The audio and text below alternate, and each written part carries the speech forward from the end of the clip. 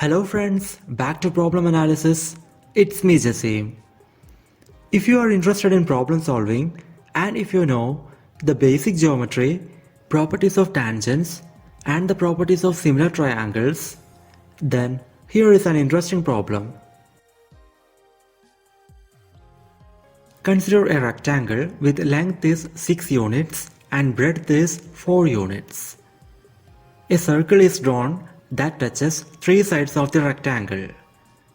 Another circle is drawn that touches the larger circle and 2 sides of the rectangle. A common tangent is drawn through the touching point of these circles. Then my problem is, what is the length of this common tangent line? If you want to attempt the problem, pause the video and just give a try.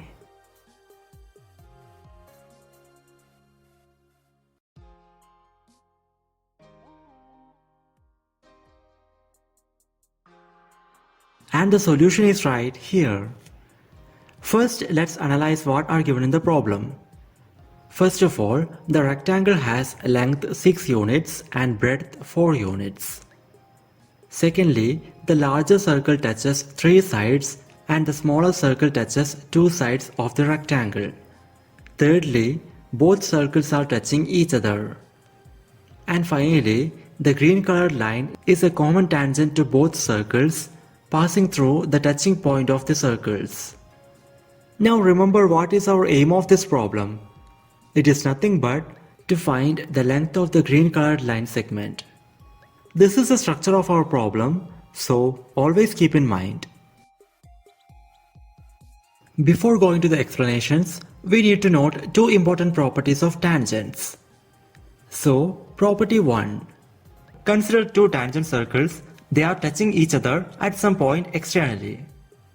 Then the centers of the circles and their touching point are collinear, that is, lying on the same line.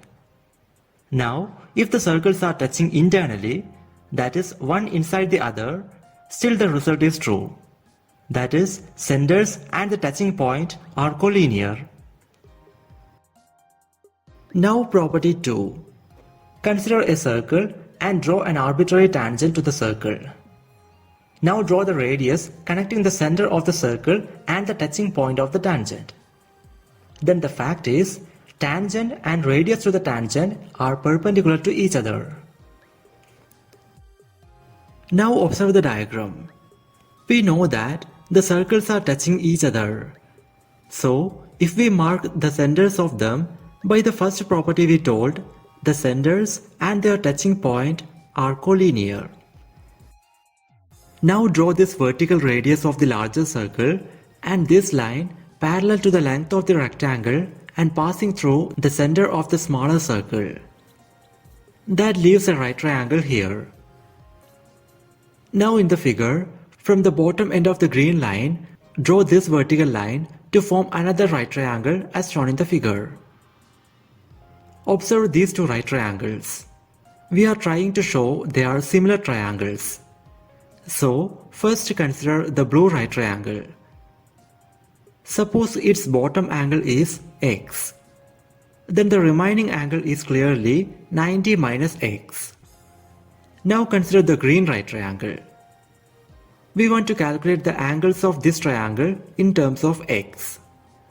So, first note that for the larger circle, the length of the rectangle is a tangent. So, draw the radius from its touching point. Then by the second property we have seen, this radius is perpendicular to the tangent. Now, this green line is also a tangent to the circle. And this side is the radius from its touching point. So, again by the property of tangents, this radius is perpendicular to the green line. So, now you can see a quadrilateral here that has two right angle corners. Out of the remaining two angles, this angle is clearly 90 minus x. Since one pair of opposite angles are giving a total 180 degrees, the remaining angle will be 180 minus its opposite angle. That is 180 minus of 90 minus x equal to 90 plus x. Now observe the green right triangle again. Its bottom angle is clearly 180 minus of 90 plus x, that is equal to 90 minus x. And therefore, the remaining angle is 90 minus of 90 minus x equal to x. Now compare both right triangles we have. Clearly, both triangles have the same set of angles, 90, x and 90 minus x. Therefore, both are similar right triangles. Now, for better understanding, I am giving some notations to each vertex of the two right triangles. So you can see that triangle ABC and triangle DEF are similar right triangles. And therefore, by the property of similar triangles, the ratios of similar sides are equal. First, take the ratio of sides opposite to the angle x, that is AB by DE. Next, the ratio of sides opposite to the angle 90 minus x, that is BC by EF. And finally, the ratio of hypotenuse sides, that is AC by DF. Then all these ratios are equal. This is a key step in this problem. Now in this chain of equations, consider the last two terms.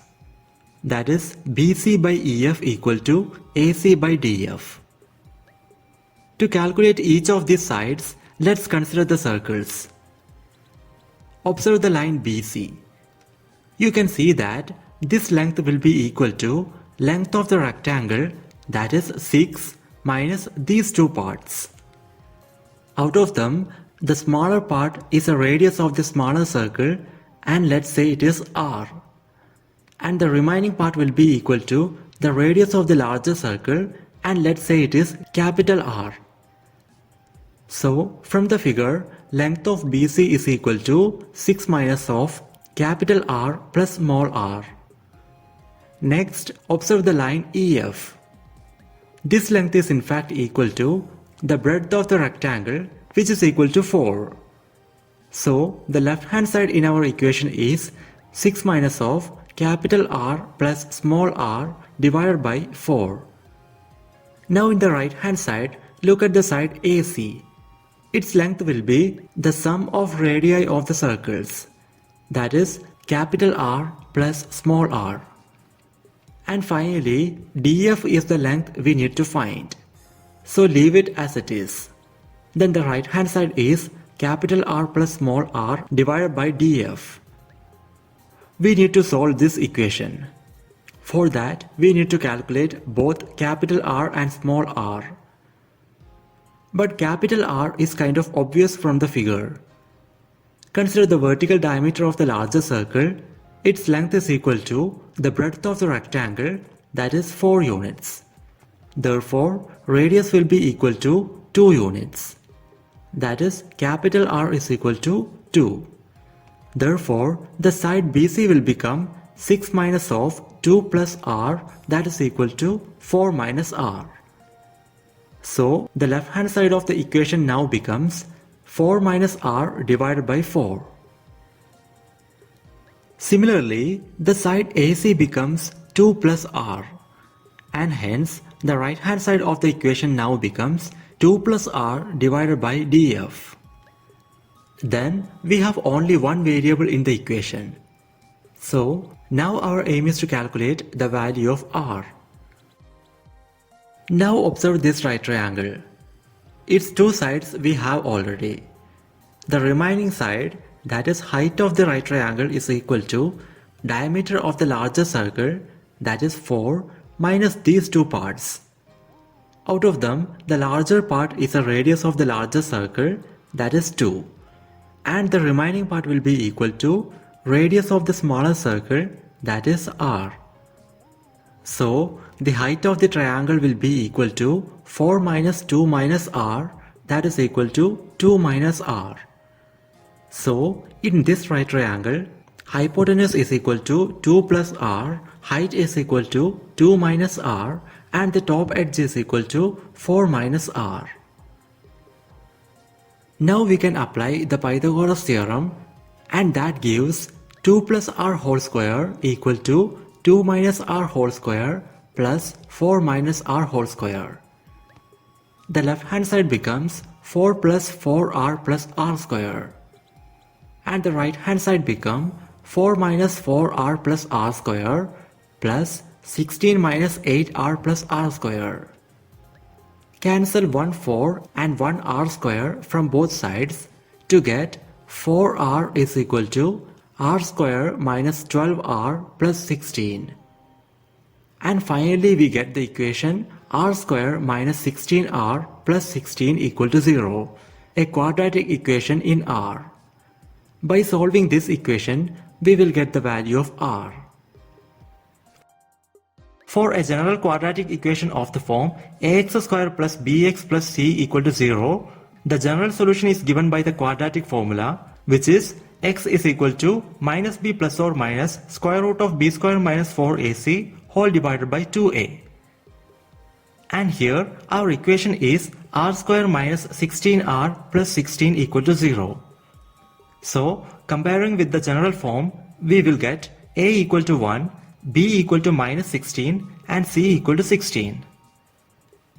Now substitute these values in the quadratic formula and simplify to get r is equal to 16 plus or minus square root of 192 whole divided by 2. That gives r is equal to 8 plus or minus 4 root 3, the two possible values for r. But we know that r is the radius of the circle and so it should be positive. Out of the two values, the value 8 plus 4 root 3 is anyway positive. Now note that 4 into root 3 is approximately equal to 6.928, which is clearly less than 8. And so 8 minus 4 root 3 is also positive. So we need to find which one of these is the suitable value of r. But how to find that? To understand that, come back to the diagram. And suppose r is equal to 8 plus 4 root 3. Now remember that r is the radius of the circle. And the circle is lying completely inside the boundary of the rectangle. Therefore, radius should be less than the breadth of the rectangle. That is r less than 4. But 8 plus 4 root 3 is clearly greater than 4. So this value is not acceptable. And so the only possibility is r is equal to 8 minus 4 root 3. So in the diagram of our problem, radius of the smaller circle r is equal to 8 minus 4 into root 3.